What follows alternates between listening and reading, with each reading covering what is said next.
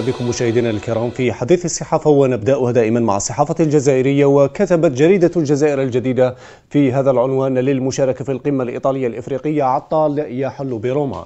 أين حل وزير الشؤون الخارجية والجالية الوطنية بالخارج أحمد عطاف يوم الأحد بروما لتمثيل رئيس الجمهورية عبد المجيد تبون في أشغال القمة الإيطالية الإفريقية التي ستنعقد اليوم الاثنين حسب ما أفاد به بيان للوزارة. وستعرف أشغال هذه القمة بحسب البيان مناقشة عديد المواضيع التي تطرح تحديات مشتركة لكل من إفريقيا وأوروبا على شاكلة التغيرات المناخية والأمن الغذائي وكذلك الأمن الطاقوي.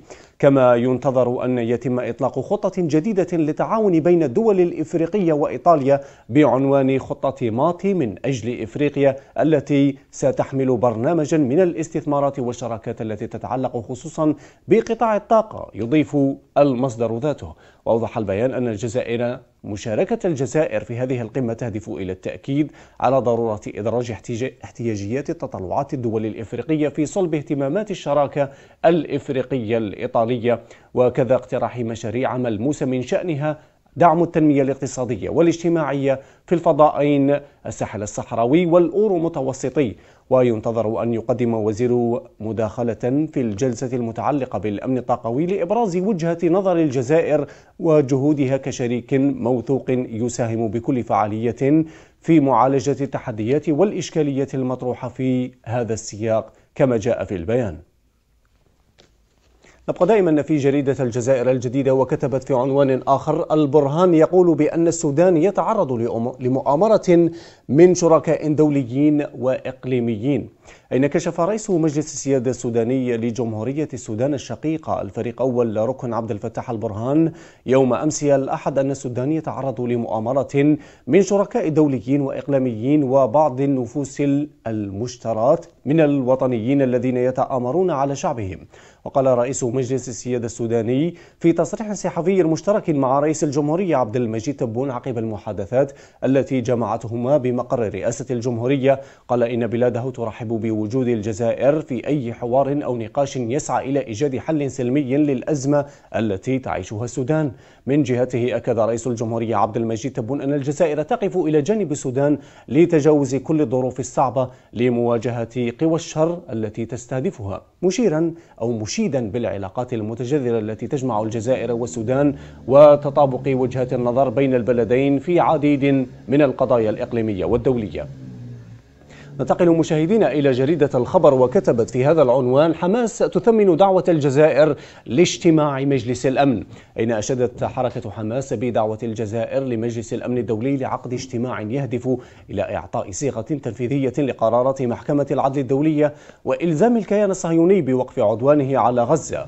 قالت الحركة بأنها تثمن دعوة بعثة الجمهورية الجزائرية في الأمم المتحدة وبتوجيهات من رئيس الجمهورية عبد المجيد تبون مجلس الأمن الدولي لعقد اجتماع يهدف إلى إعطاء صيغة تنفيذية لقرارات محكمة العدل الدولية المفروضة على الكيان الصهيوني وإلزامه بوقف عدوانها الوحشي المفضي إلى جريمة الإبادة الجماعية بحق الشعب الفلسطيني داخل قطاع غزة.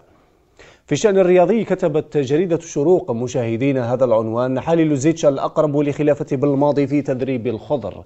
أين بدأ وليد صادي رئيس الاتحادية الجزائرية لكرة القدم في رحلة البحث عن بديل أنسب لمدرب المنتخب الأول السابق وفق ما وصفته الجريدة جمال بالماضي، الذي أكدت مغادرته العارضة الفنية للخضر بسبب عجزه للمرة الثانية على تولي قيادة المحاربي لتجاوز دور المجموعات بكأس الأمم الإفريقية. أين أكد مصدر مقرب من الاتحاد الجزائري لجريدة الشروق أن صادي في مفاوضات جادة مع وحيد حليلوزيتش للإشراف على العارضة الفنية للمنتخب الوطني الجزائري خلفا للمدرب جمال بالماضي. نفس المصدر أضاف أن المدرب السابق للخضر قد يكون قد أبدى تخوفا كبيرا من العودة إلى تدريب رفقاء القائد رياض محرز، لكنه تلقى دعما كبيرا من رئيس الاتحاد الذي وعده بأن يمنح له كل الإمكانيات للنجاح في مهمته، وقد يكون بنسبة كبيرة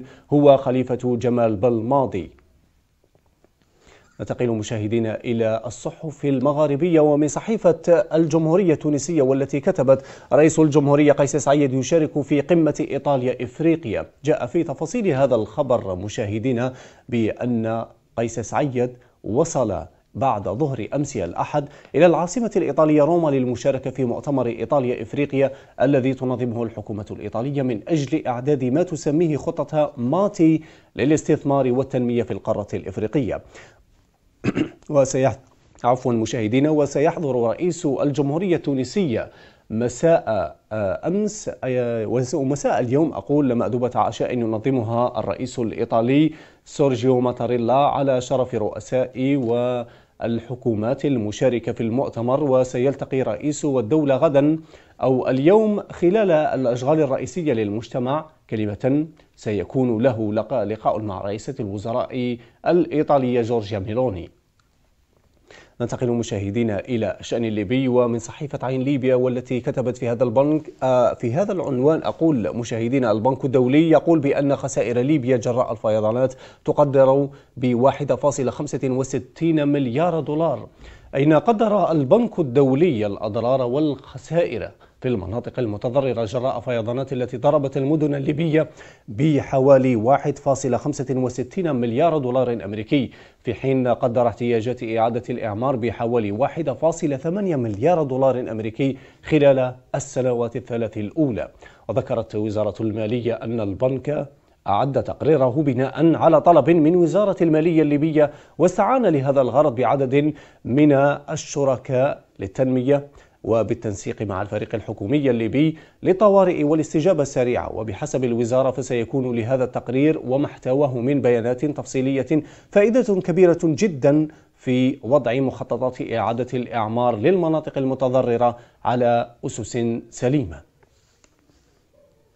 ننتقل والآن مشاهدينا إلى هذا العنوان والذي كتبته صحيفة الشرق الأوسط، والذي قالت فيه بأن جريدة الشرق الأوسط بأن مقتل 3 جنود أمريكيين على الحدود السورية الأردنية يفتح باب التصعيد، وبايدن يتوعد بالرد وجرح 34 عسكريا ومجاعة موالية لطهران حسب ما أعلنت والتي أعلنت هجمات عدة وفق ما جاء في هذا العنوان الذي صدر عن جريدة الشرق الأوسط. مشاهدينا الكرام، بهذا وصلنا مشاهدينا لختام هذه الجولة الإخبارية عبر الصحف الوطنية والدولية. كنت معكم أنا عدنان غربي عبر شاشة قناة الوطنية. إلى اللقاء.